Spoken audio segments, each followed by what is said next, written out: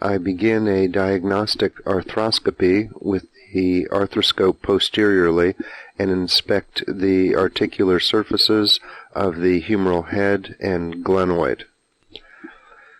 I then follow the biceps tendon to its exit from the joint and observe the rotator interval.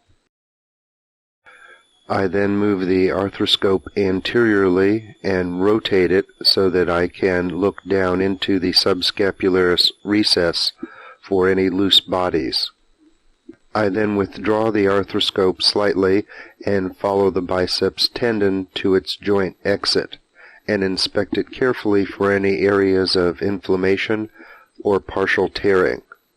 I also observe the surrounding ligaments and restraints that will allow for any biceps subluxation. I then inspect the superior labrum and move on to evaluate the rotator cuff.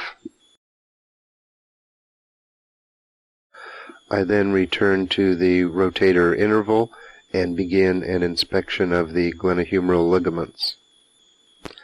Compare this cord-like middle glenohumeral ligament to this patient where the ligament is indistinct and blends with the capsule. The anterior-inferior ligament is usually well defined.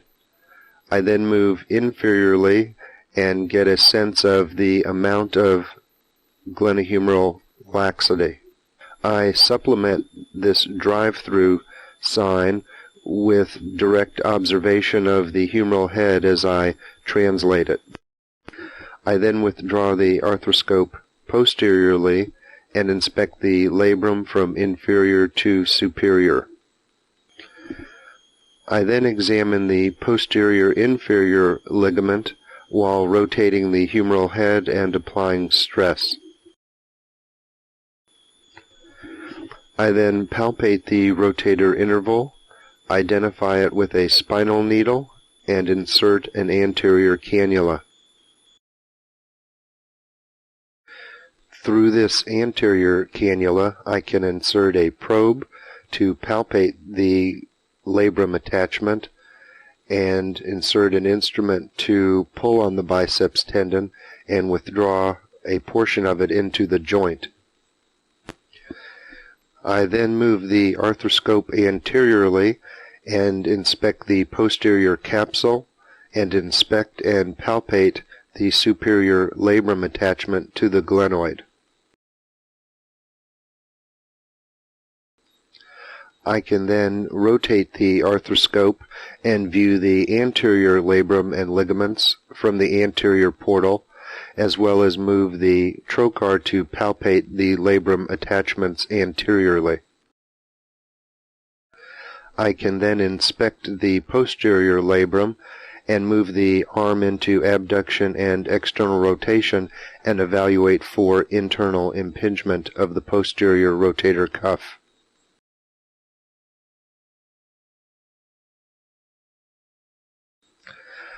I then move the posterior cannula and trocar into the subacromial space, and if I find a dense proliferative bursitis, insert a shaver and carefully remove the bursa. I pay attention and try not to let my shaver touch the coracoacromial ligament or the rotator cuff so as not to alter the normal anatomy. Once the space is cleared, the rotator cuff tendons are visible. I chose this patient because she had an unusual opening between the infraspinatus and supraspinatus tendons, and I think that will help you understand the normal relationships between the tendons within the subacromial space. I inspect anteriorly in the area of the subscapularis and then rotate the arthroscope to evaluate the coracoacromial ligament. Here again is the normal infraspinatus and then supraspinatus tendons. If you move the arthroscope to the lateral portal, as I have done here, you get a different perspective of the supraspinatus This concludes my diagnostic examination of the subacromial space.